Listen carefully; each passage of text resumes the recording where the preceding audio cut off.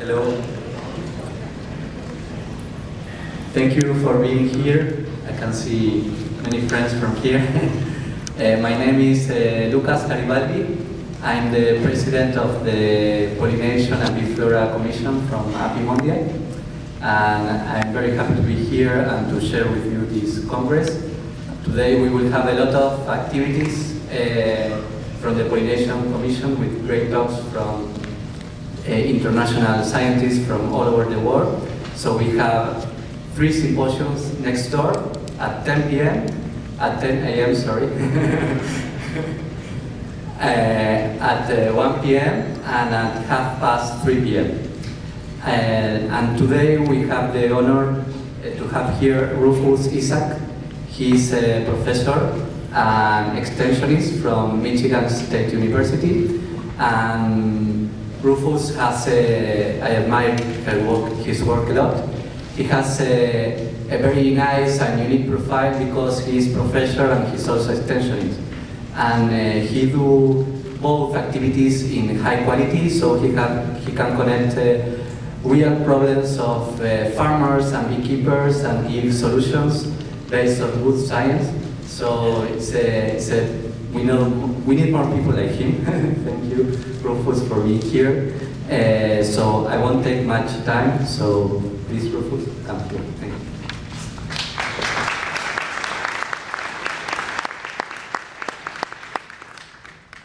Good morning, everyone. Bonjour, mesdames et messieurs.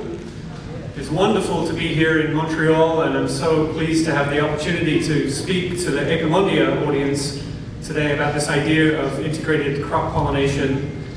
And so my hope is in the next 45 or so minutes I can talk to you a little bit about how we got to this work, some of the theory behind it, and then some of the work that we've done to try and apply this to different cropping systems where pollination is so important. And I think this fits in really well with the theme of Apimondia 2019, with this beekeeping within agriculture. So I'm looking forward to presenting this to you and then also hearing the presentations for the rest of the day. I do want to highlight at the beginning that I am here representing a large project that involved a number of collaborators, and you can see at the bottom of the slide there their logos. And as I go through, I'll be highlighting some of the work that was done by my colleagues on this project. But first I want to give an acknowledgement that we are currently in the top right part of that slide in Montreal on the St. Lawrence Seaway. And my work is centered in the middle of the Great Lakes there in Michigan that you see in the middle of the photograph from NASA. And this is the ancestral and current lands of the Anishinaabe people. And our work in southwest Michigan is in the lands of the Potawatomi. Now you might say, well, why do we need to know anything else about crop pollination? There is so much already written about this. And when I began working in this area, I go to the literature, and there's lots of published research. There's been brought together in books like this, including going back to John Free's book, where he brought a lot of great stuff together and gave guidance for each crop. Similar work in the United States was by McGregor, the second one there, and that's a really detailed book that will tell you a lot about the pollinators and the pollination systems of different crops. More recently, the Delaplane and Mayo book goes into this in great detail. And then we started to see contributed chapters in books like the one by Rosalind James and Teresa Pitts-Singer. So there's a huge volume of literature on this topic, but things keep changing, as I hope I'll show you through this presentation. And we need to keep ahead of this because agriculture is changing, beekeeping is changing, our knowledge about wild bees is changing, and those need to work together to improve pollination of our crops. And I think this was really well summed up by, if you look in the foreword to the second book in that list by McGregor, Dr. Nippling, who was the head of agriculture at the government in the United States at the time, in the late 70s, he wrote this foreword and he said, there's still much to be known about plant pollination and how to use the honeybee, wild bee, and other insects to achieve maximum efficiency in agricultural production. So recognizing that we have a lot to learn, and then also saying, very importantly, that at the same time this information has to get out to the farmers to improve yields and quality of these different crops. And I think those words still ring true today, and I hope you'll see that as we go through the presentation. So to get into the setting that I do a lot of my research in, and you'll see some of the data from today, this is our most optimistic time of the field season. I love this time of the year. The growers are really happy that their plants have survived the winter. The beekeepers are really happy that their bees have survived the winter. And they're coming together in these farms to achieve pollination. And what we hope this will do is realize for the farmer that all that investment in land, in plants, in pest management, all the labor and equipment that they have, that the pollination process will work flawlessly, and they will realize the full investment that they've put into all the other parts of the farm. But it doesn't always work that way, and so that's something that we need to think about improving and making sure that it's reliably getting good pollination each year. There are a number of other bees, other than the honeybees, that can help us with this. This is one of our native bumblebees that's particularly good at pollinating blueberry. And this can be purchased from some companies. We have two in our area that you can purchase colonies of bumblebees from. But there are also many native species, and at this time of the year when blueberries are in flower, this is mostly queen bumblebees that are emerging from hibernation and need to visit those flowers to get resources. So they do a very efficient job of pollinating. And then we have 462 species of wild bees in Michigan that have completely varied biologies, different nesting sites, different preferences for different flowers. This particular Andrena species is very important, as you'll see later, for blueberry pollination in our area. It emerges during the early part of blueberry flowering. The females visit blueberry flowers almost exclusively, and it provisions its nests down in the ground, and then the adults are done, and the larvae and then the pupae spend the rest of the year developing. So this one is particularly important for us too. And this combination of these bees, both the honeybees, the bumblebees that may be alternative managed bees, and then these wild bees come together, visit the flowers, and this is a really good demonstration here of what happens if you don't get good pollination. So on your left, you see a cluster of blueberries that we just excluded insects from during bloom. And those really are not ever going to be marketable as a nice blueberry. On the right, you see the opposite of that, where the bees visited, pollen was deposited, seeds were set, the hormones made the fruit expand, and you get the marketable, harvestable blueberries.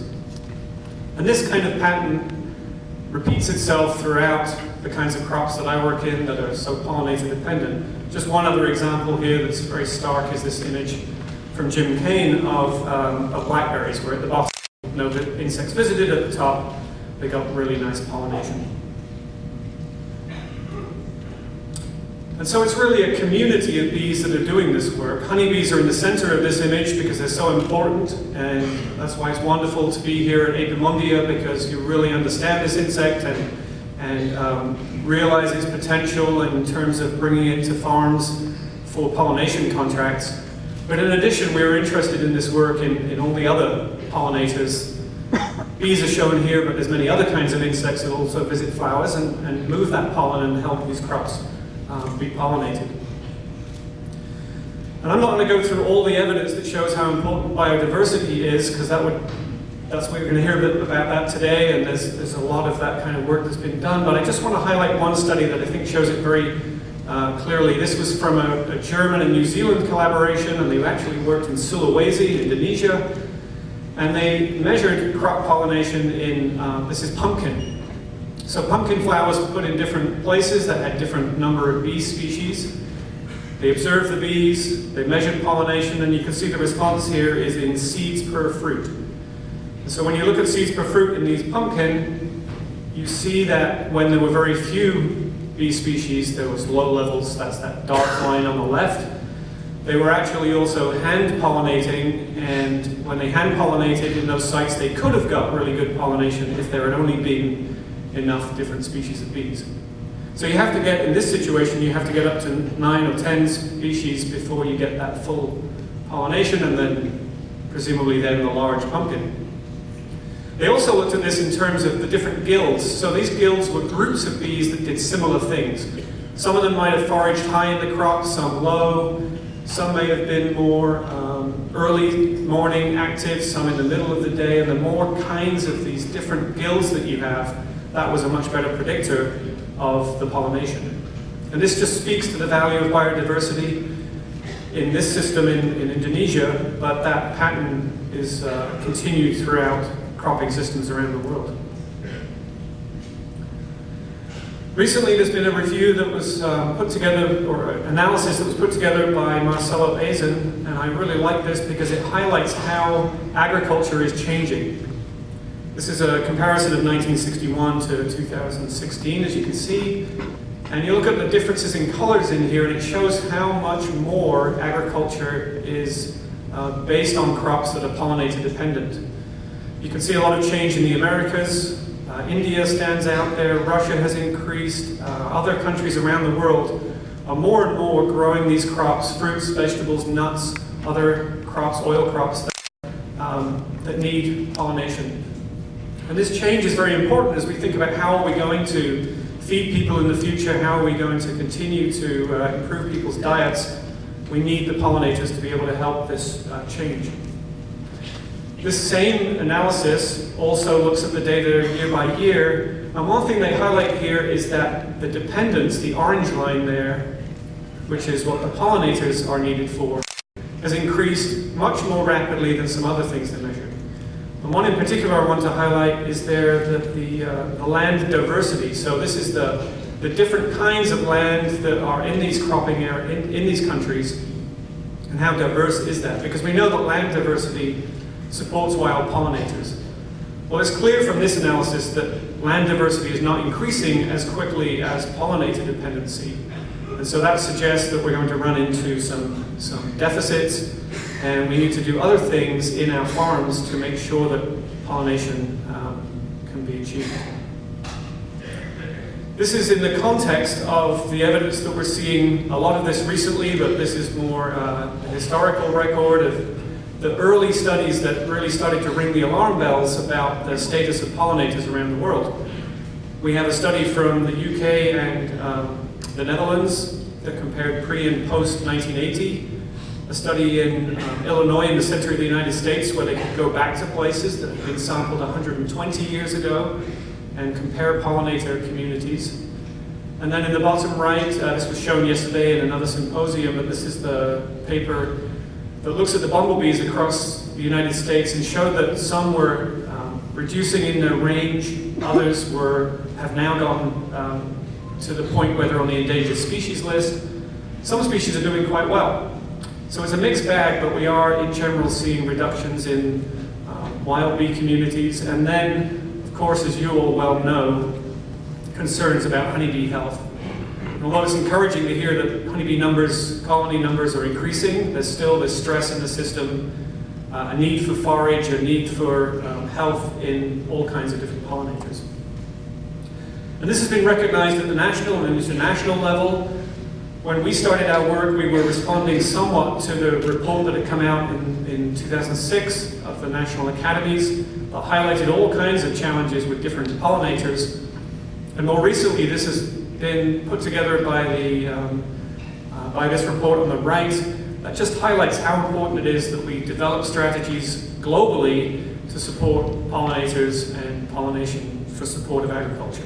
So this is being recognized by policymakers at the global level and the national level, and it really has captured the attention in the United States, where I work, when you see the president being so aware of these issues with bees. This is a great video, if you haven't seen it, where President Obama is in the White House lawn trying to read where the wild things are to a group of children, and a few bees start buzzing around, and he calms the children down because he recognizes that bees are not a threat. So it's good when the top administrator realizes this.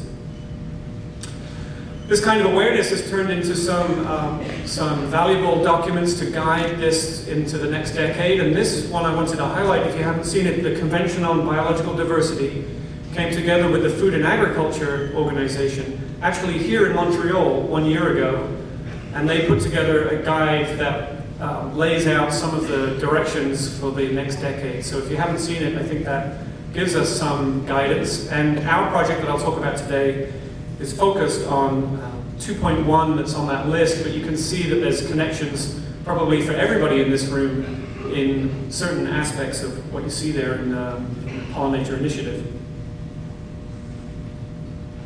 So that brings me with some background to this project that I'm talking about today on integrated crop pollination. So this is as much theory as I'm going to give you, but it just shows in a graphical format the ideas that underpinned our research and extension, where we're trying to highlight the importance of all different kinds of pollinators, trying to understand where they fit for different farming systems, and then not just focus on the bees, but also think about the cropping systems, how farmers manage their land, whether they can add resources for bees to their land and whether that will be profitable, and then also, of course, pesticide stewardship. Now, I need to give you full disclosure that I'm not going to spend time today on pesticide stewardship. This is an increasingly and very important issue. I was in a sessional yesterday afternoon about it that was very interesting. But in this particular project, we didn't have funding to cover this, even though many people in this room and our lab as well are working on this topic. So just to let you know, that's not going to be the focus of the presentation. So our work was focused in these 6 crops. What you see here are economically important fruits and vegetables for the United States, and the funding agency that supported this was the Specialty Crops Research Initiative, and so they're focused on trying to support production of those kinds of crops. So we have almonds, apples, cherries. We did look at both sour and sweet cherries, blueberries, pumpkins, and watermelon. And those 6 crops are very valuable to the United States. This shows their farm gate value, so we're exceeding $10 billion to the United States when you put those together. Dominated by almonds, grown almost exclusively in the center of California, and then the others were a bit more spread through the country. The group that came together, I just want to introduce you to them because it was a large team that we were able to bring together with this funding from the United States Department of Agriculture. And what was so interesting and maybe different than other projects that I've been involved in is that we had economists in the team, we had social scientists in the team, we had people who work directly day to day with farmers, and then people who sit behind computer screens doing ecological modeling. And so lots of very different perspectives, and with an advisory board that you can see the logos for at the bottom, an advisory board who met with us annually, kept us on task, and gave us guidance as we moved through this. They were from agencies, from farm organizations, and we had a couple of universities with people that work with honeybees involved in the project too. So a big team to try and tackle these questions. These were the objectives of the project, and I promise you this is the only slide that has a long list with numbers. So not too much of that in here, but I just wanted to go through this so you have a sense of our goals, which was to understand which wild bees are important in these crop systems I mentioned, look at this habitat management strategy that's increasingly popular and see how that would work. We wanted to look at some alternative managed bees. We did some work with bumblebees, but I'm not going to spend time on that today. I'm going to focus on some Osmia mason bees that we worked with. And then, as was mentioned in the introduction, we had a strong extension component to this, and also the social scientists looking at how we might deliver that information to this audience. And then finally, looking at some modeling to bring together some of these large data sets to see what we could learn from doing that. So I want to start there, really start at the end of that list and then go backwards, because we worked with some really capable young ecological modelers, including Insoo Ko here. He was working with Taylor Ricketts at the University of Vermont and with Eric Lonsdorf, and was able to pull together the knowledge about how land affects wild bees and how they respond to landscapes, and then some expert opinion on how that would occur in parts of the country where we hadn't measured those things. And then map, as you can see on this map, the relative predicted abundance of wild bees. And so the areas that have the yellow really are a signature of agriculture. This shows where the land has been modified and degraded to a point where we would expect lower abundance of wild bees. This kind of a map was also overlaid with areas where we knew that there was high production of crops that need pollination. And so you can start to look at these mismatches and find places where there's a lot of crop production that needs bees, but the wild bees are not predicted to be as abundant. And there's 139 counties around the country that we could identify from this. And so those could be places where we emphasize investment in conservation practices, invest in strategies to support these on farms so that they can contribute to agriculture. Many of these areas are also places where beekeepers focus their efforts because that's where there's a demand for their services. And so within this, I just wanted to highlight the places where the research was done that I'll talk about. We had one Canadian collaborator at Simon Fraser University, and then the rest of us were spread across the United States in the places where you see those yellow dots. This national perspective allowed us to look at how relatively important are wild bees in these different cropping systems. And so we've laid out this graph. This is on the y-axis. This is the proportion of pollen from all of our observations from 130 different farms, the proportion of pollen in these crops that was deposited by wild bees versus honeybees.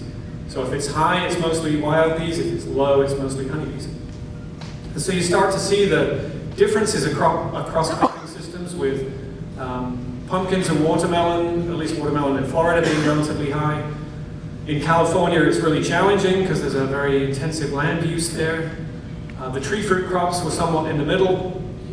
We had a few samples from cherries in Washington, so those were not so focused. And then you can see the variation across the blueberry sites, with, on the far right, the almonds in California being so dominated by honeybees.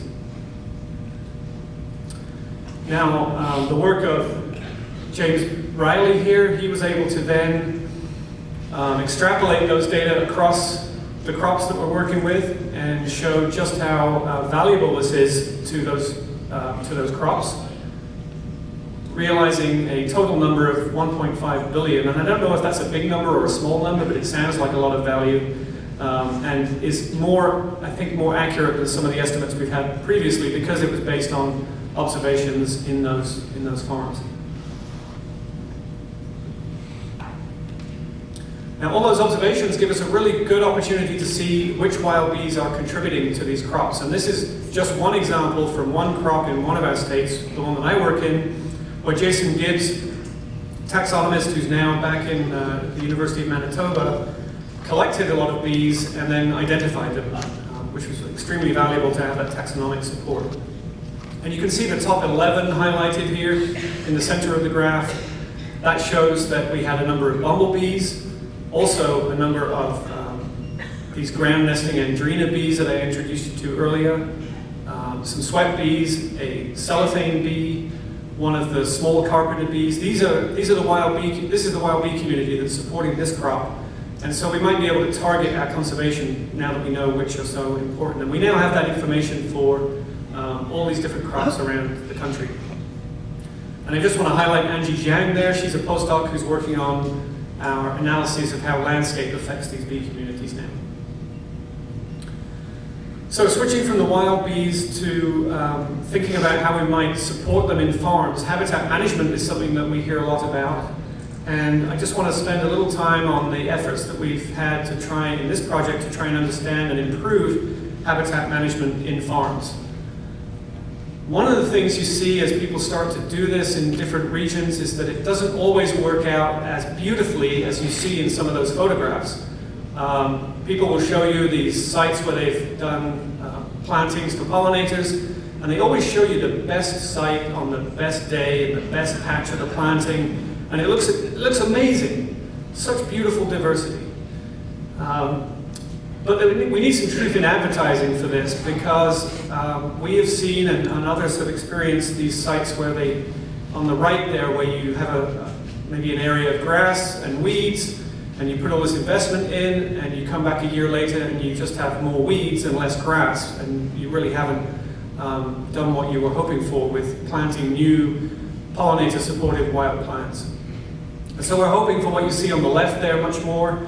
And rather than show you a bunch of data on that, I want to just highlight that our project has developed some guidance for farmers and others that are interested in this kind of an approach. And these are available online, and you can see the whole process from site selection, preparation, seeding, maintenance, to try and get more of the sites on the left and less of the sites on the right. And this was done by the two collaborators from the Xerces Society who were excellent at this kind of science communication, Emily May and Katarina Ullman.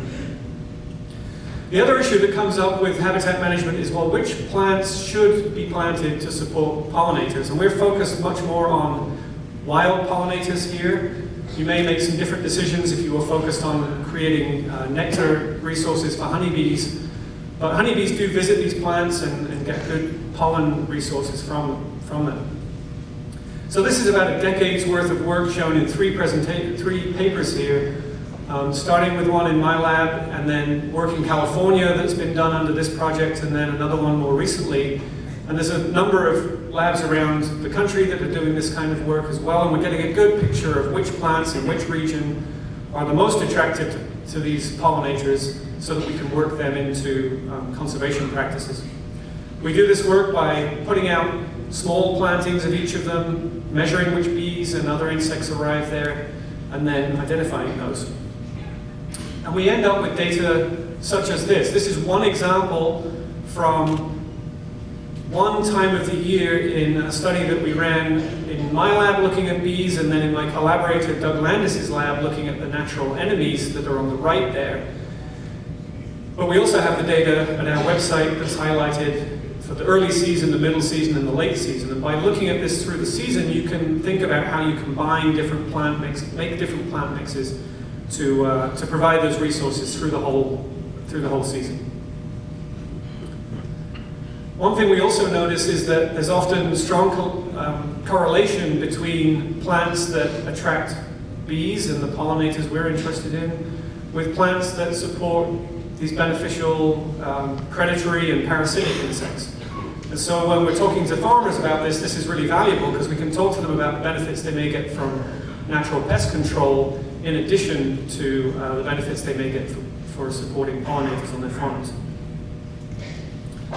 We've tested this kind of an idea at some of our blueberry sites, working with some farmers who hosted us to be able to plant these plantings into their farms. Mostly these were areas where they would have otherwise had frost problems, so they didn't plant blueberries there, or the soil was too neutral or too alkaline, so they wouldn't plant blueberries there. So they're not taking crop out of production, but they're putting in these plantings into land that they otherwise would be mowing, so it's actually a benefit for them. And for the study that Brett Blau conducted, we see that after 3 years, we were able to get significantly higher wild bee abundance on the blueberry flowers during bloom in the fields that had the plantings, which is the orange, versus those that did not, which were the green. This also, the same trend happened for the beneficial insects, the natural enemies shown there. So we had to wait a few years until the plants established and the insects responded, but then we saw this benefit.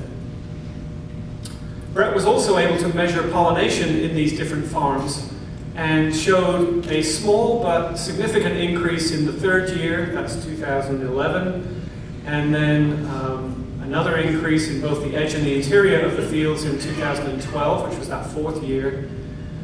And although the percent increase isn't very large, this is a fairly high value crop. So we're talking about a crop where you may get $1 a pound, and we've increased yield there enough that it's actually some appreciable dollars that the farmer may get into their pocket from this.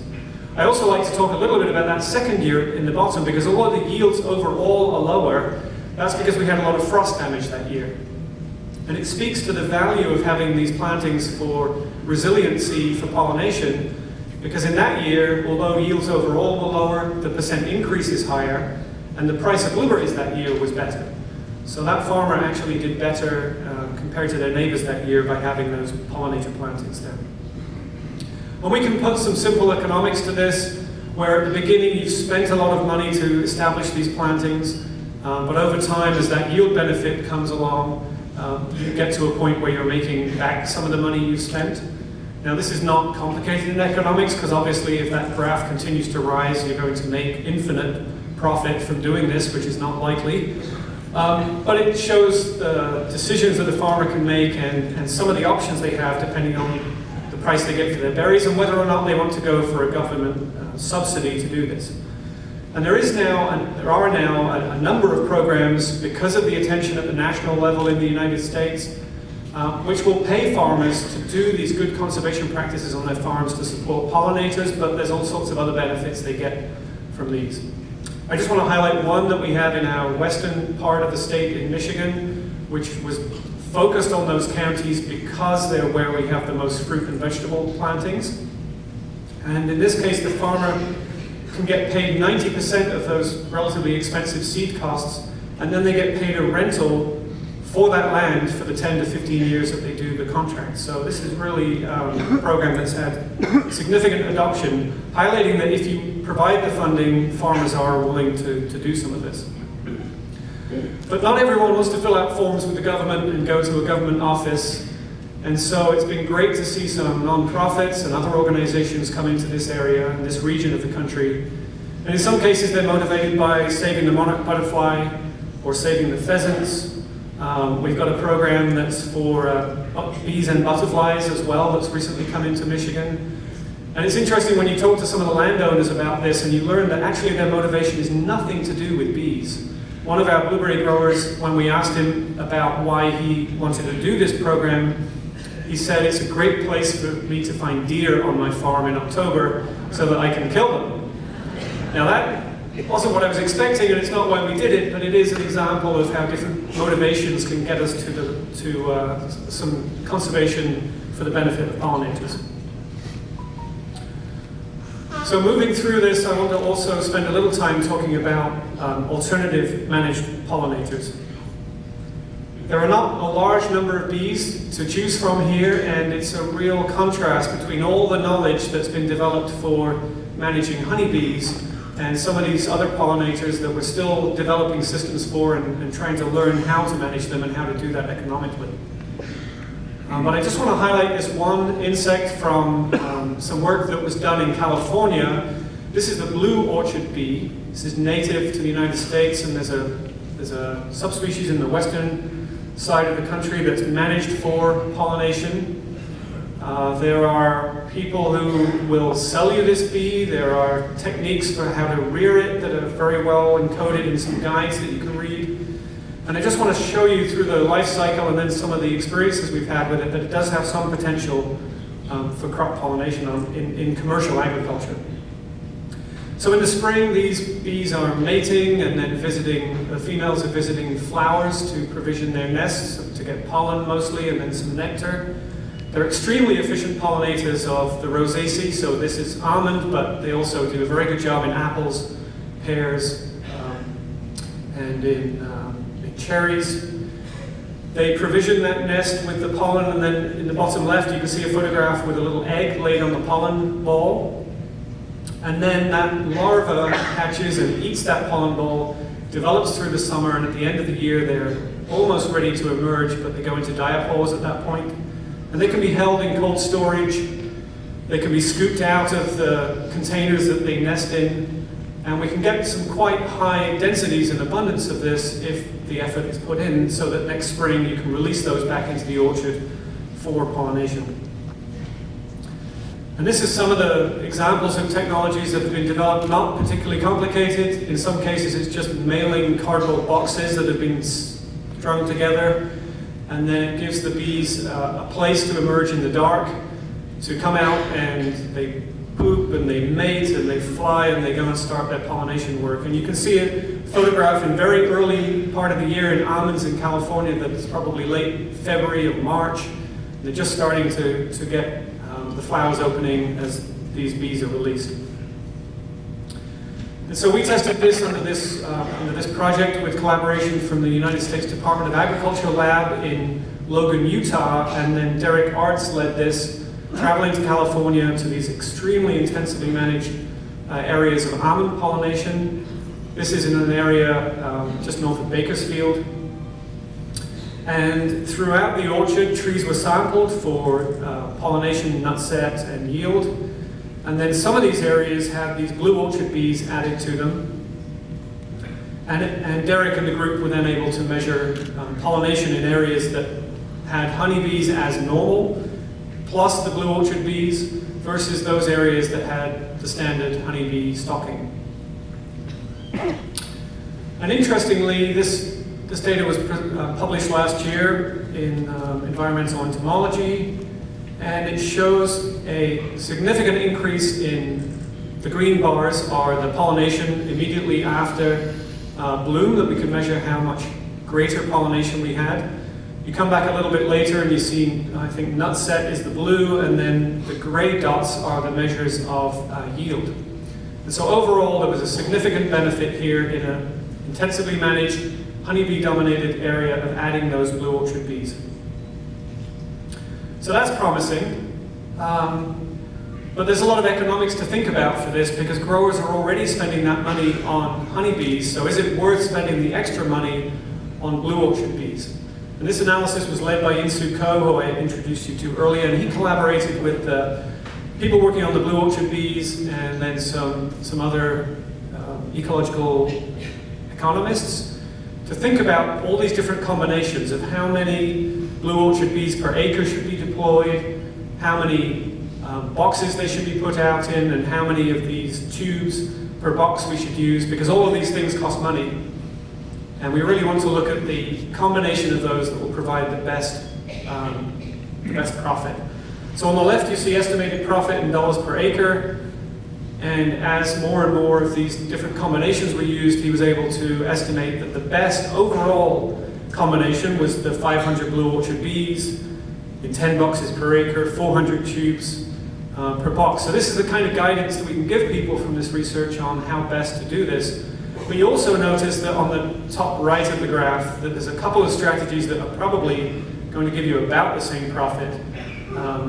So there's some options for people to think about there, and we hope this kind of information can help guide future development of blue orchard bees for this and other crops.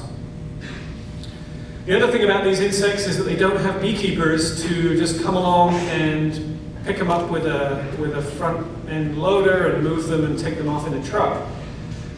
Blue orchard bees need to complete their development, and that occurs, some of that occurs after almonds have finished blooming. So in this system you see on the right, the almond orchard has completed its bloom.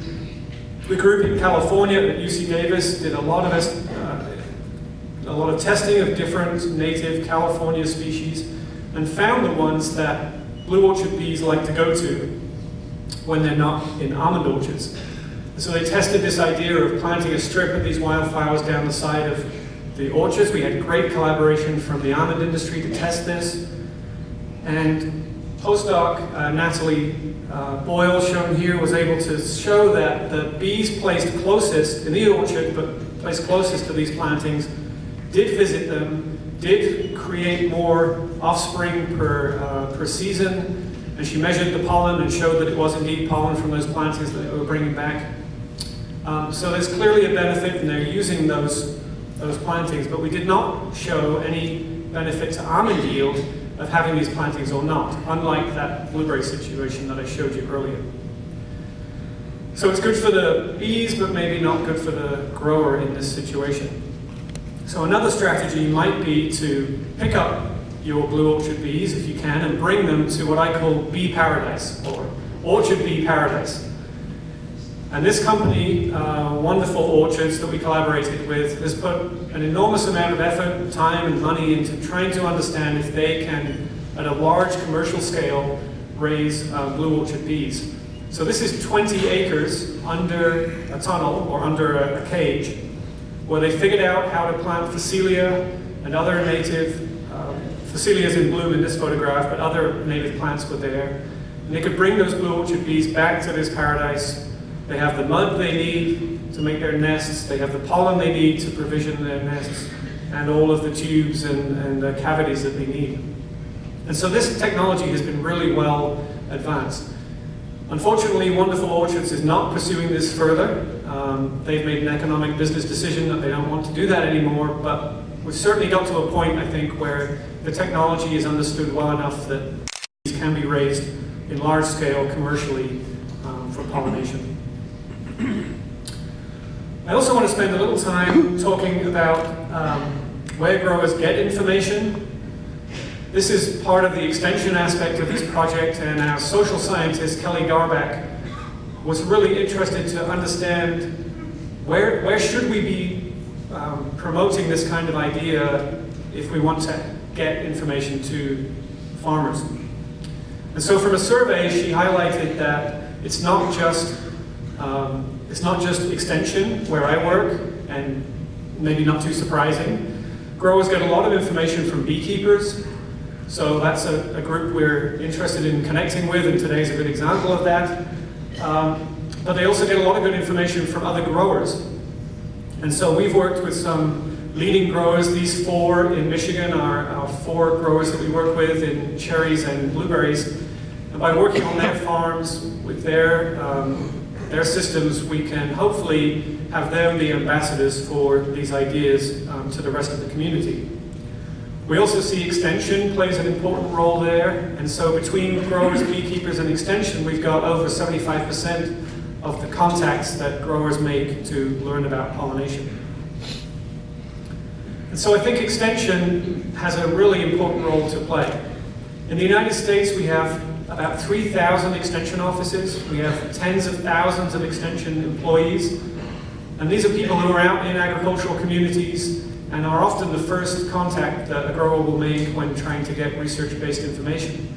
So we've put a lot of effort into trying to think about, can pollination fit into where growers get information about pest management, for example. So from integrated pest management to integrated pest and pollinator management is one direction that Penn State has been really focusing on, and other states are catching on, that this combination could be really powerful for delivering information. We tried to do some of this by providing just the materials that people would need if they're trying to learn about this, and so there's a lot of fact sheets and some webinars, if you're interested, that are recorded at our website. And at least immediately after the webinars that people attended, they said they were more likely to do these practices, and the proof will be down the road as we see whether that really plays out. One way that adoption, I think, can also be promoted is through the market. Sometimes it feels like we're proposing things to growers, but they're not so keen on it because it's going to cost a little bit extra money, and they are running a business. And so this is, I think, a really important advance that I'd like to spend a minute on here, where it's based on this idea that the consumer may actually be willing to pay more for products that are raised in a way that supports pollinators. There's an all-time high awareness about the concerns about pollinators around the world, and yet when you go to the store, you don't really get a good sense of which product may be grown in ways that supports bees and other insects. This survey that's highlighted on the left there was from Maine in the United States, and they showed that consumers are, at least they say, they're more willing to pay for this kind of thing. So this is now actually being tested in this Be Better certified program, and on the right you see some blueberries that came out of Oregon, marketed by a company in California, and are now in the stores in the United States that have a little logo on them that says Be Better certified. So what does that actually mean? Well, this is an approach where the Xerces Society has partnered with the Oregon Tilth organization, who can do the certification, and they've come up with a set of standards where if a farmer agrees to follow those standards and does that, they can then have that logo on their product. And it could be all kinds of different pollinator-dependent crops. There's also the chance that down the road, as this develops, maybe your granola bar would also have that logo on, because it's using products sourced from this stream. So there's a lot of potential here. We'll see where this goes, but I think it's encouraging that this has started. And looking at some of the numbers just from the first few years this is an aerial photograph of a farm in California that's part of this near Bakersfield. They've already got 12,000 acres certified. There's more coming. It's across the country, and really interested to see how this develops in the coming years. Not just in pollinator-dependent crops, but they also have farms that are growing cereals and other crops where it's still important that we have pollinator conservation. So to wrap up, I want to talk a little bit about where I think the future of integrated crop pollination might be going. One thing I didn't have time for today is to talk about decision tools, and we've, in this project, worked to build, it's a beta version, it's not fully released yet, but we've built this pollination mapper where a farmer could go in with an aerial photograph and just map out where their farm is and where their orchards are, and highlight whether it's a blueberry or apple or cherry planting. And then you can add different levels of honeybee investment or different patches of the farm that you turn into habitat, and it will give that farmer some feedback on the predicted pollination and yield with or without those different strategies. And so you can combine things and say, well, what happens if I had this many honeybees or this many acres in these plantings? So this, I think, is one way that this can go in the future to help farmers make decisions on how they want to get their crop pollinated. As I mentioned, I think integrating the ideas about pollination decision making with pest management decision making is a place where our extension service can help, and where we've already got that connection with farmers in terms of decisions that they're making around the farm. And that's so important as we talk more about the pesticide-pollinator interactions and avoiding the negative effects of pesticides in farms. Extension will be a big part of this, and I hope to be part of that in the future as we continue to deliver information to both beekeepers and farmers. And then at the end, I just want to spend a couple of minutes talking about adapting for the future. As I said at the beginning, agriculture is changing, bees are changing, and we also have this issue of the climate changing. And so I think it's really important that we keep adapting our systems so that we can keep these crops well pollinated long into the future. As I look at the recommendations that we have for pollinating these important crops, it's interesting to see when I look for the guidance on how many honeybee colonies should a blueberry grower use in my region. We have some good information. My phone is ringing. Apologies. Turn off your phones if you haven't. So we have these recommendations on how many colonies per acre should be used, but it's incredible to see that those recommendations were developed in the early 90s, and agriculture and bees have changed so much since then. We no longer have our feral honeybee colonies mostly in our area. We have really different agricultural systems in our area, and so I think it's important that we update this, and there's some good work being done in the Pacific Northwest on this in blueberries. Looking forward to seeing what those research results say. The other thing that's changing is what we've heard about with wild bees and their declining populations, and this is just one example from this system that I've been highlighting in blueberries, where I was fortunate to have students over a 16-year period that have been looking at the wild bee communities in our farms. And so in addition to losing the wild honeybee colonies, we've also seen this is about a 60% reduction in the abundance of some of those bees that are so active and important during blueberry bloom. And we've seen particular declines in some of the key members of that community, including that Andrina bee that I showed you earlier.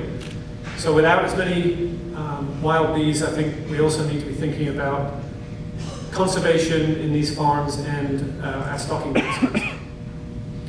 The last thing I'll talk about is some of our current research, and if you have interest in this, I'd be happy to talk to you more about this later today. The breeders for crops are producing new varieties on an increasingly rapid pace. They now have the genetic tools to be able to do this really quickly, And as we see these new cultivars develop, they're often not looked at in terms of their pollination needs before they make it to market. So there's a need to look at that as these new cultivars come along. There's more and more use of protected culture under plastic, and we know that some bees don't particularly like that, so we need to adapt our management systems for these new cropping approaches. We're also seeing a much higher density of, particularly in the fruit crops, where growers are producing a much higher density of the crop and a much higher density of flowers that all need to be pollinated still in the spring. And then the last point there is from some research we're involved in, where we're looking at how high and extreme temperatures affect pollination. And the photograph on the left is blueberry pollen that has germinated normally during the typical temperatures that we get during bloom. And the photograph on the right is from pollen that was placed at the temperature we experienced last May, when we had an extreme outbreak of heat in our region and we got up to almost 100 degrees in our bloom period, and that completely stopped pollen germination. So there's a lot we need to learn on the plant side of this equation too.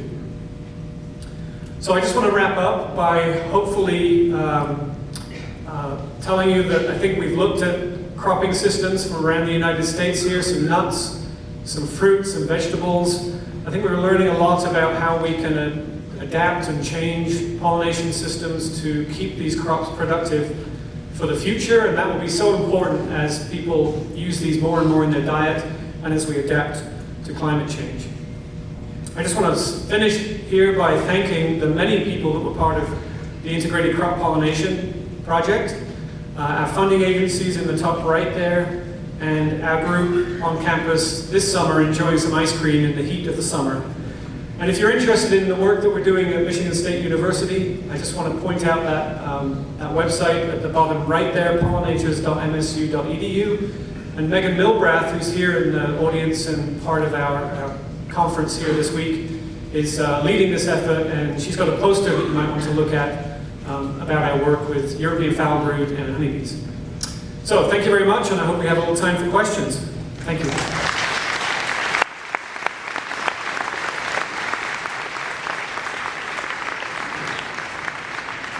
Thank you, Rufus.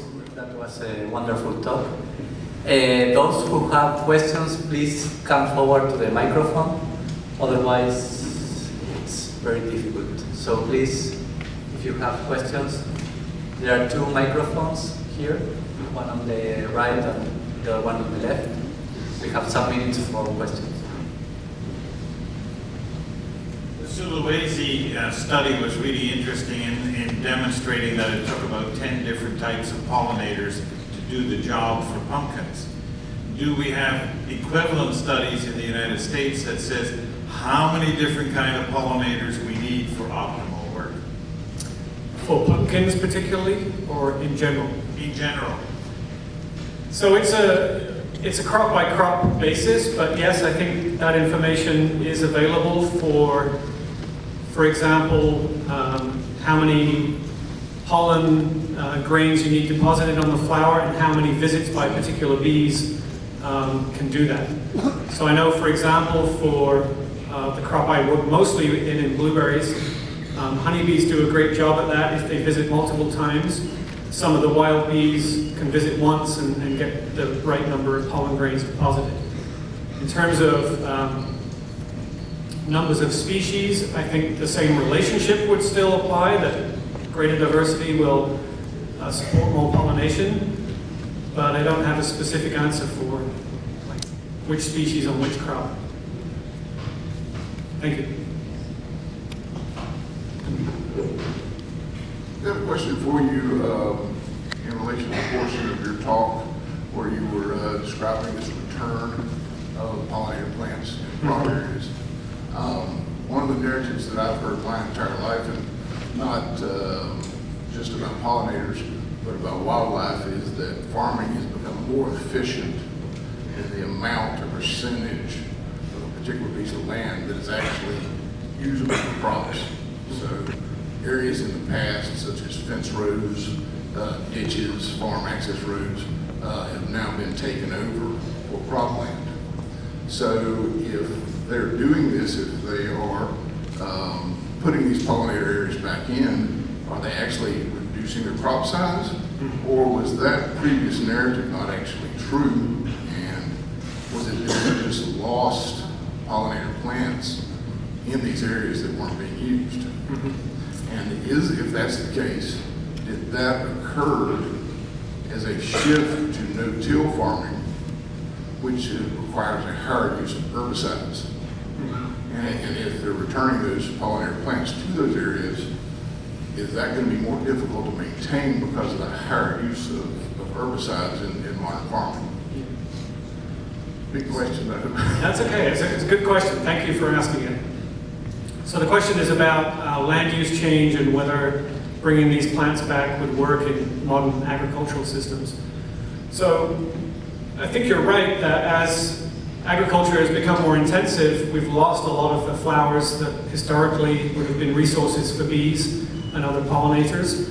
I was in a talk yesterday where they were showing that there's herbicides that are being used in these field crop areas are being picked up by the bees and brought back to the colonies also, so that's another issue.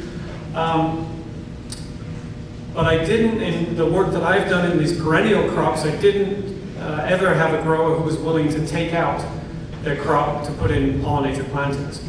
Maybe that's because it's a very long-lasting planting. What they were able to do was use pieces of land that they were not using for cropping and put the plantings there.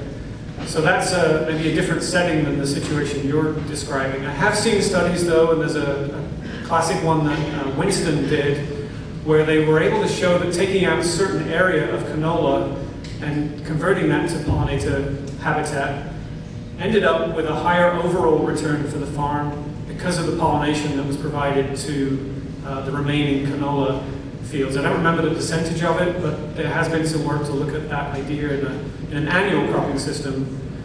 Whether the herbicide load that you're talking about would limit that, I think it would depend on the plants that you're planting. We're fortunate in the systems I'm working in that we don't have a herbicide load to deal with in those areas that we're trying to get the native plants started with.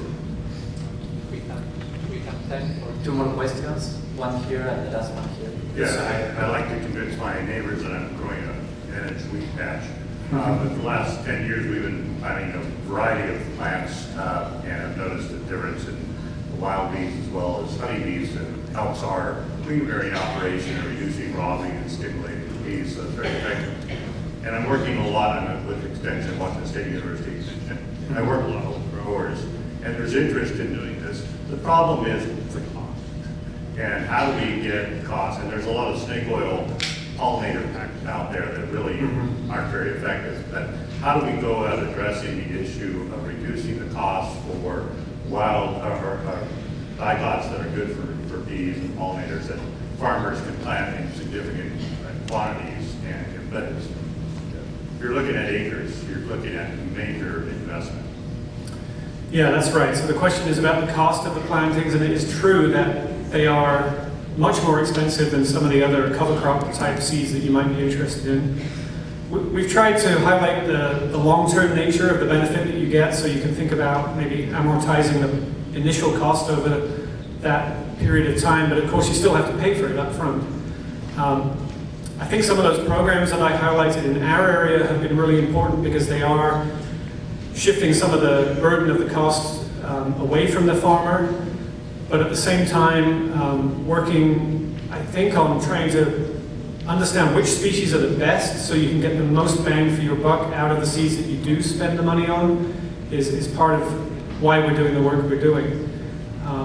Hopefully as demand goes up, price would go down. That's how the economists say it should work, but I haven't seen that too much in the native plant seed business yet. So I don't have a good answer for you, but I agree with you, it's expensive, and hopefully you can do a little bit at a time and build it up rather than paying for it all up front at once. Last question, please. Yes, sir. So from the kind of the hobbyist beekeeper, we have 6 to 10 hives kind of point of view. A lot of us are willing to kind of do extra for this and pollinators. Are there any resources for even, say, our own managed bumblebee colony, or even even how to find them in the wild. And a lot of us have acres of land and stuff. Yeah. So what's really out there to kind of tell us, like, if I have a little quarter acre patch or a bit of land or something, what can I do to kind of conserve that or develop that for the wild pollinators to help in my general area? Just, I don't know, kind of a hobby interest in it. Sure. Yeah, I think if you're interested in doing this on a small patch of land that you have, that I mentioned earlier, they have guides of how to set up the nest boxes, how to plant the plantings that are relevant to your region, Right. and then how to maintain those plantings to hopefully do what you're looking for on a smaller patch of land. Okay, thanks, I'll look up that. Thank you. Yeah, thanks. Okay, thanks again, Rufus. Thank you.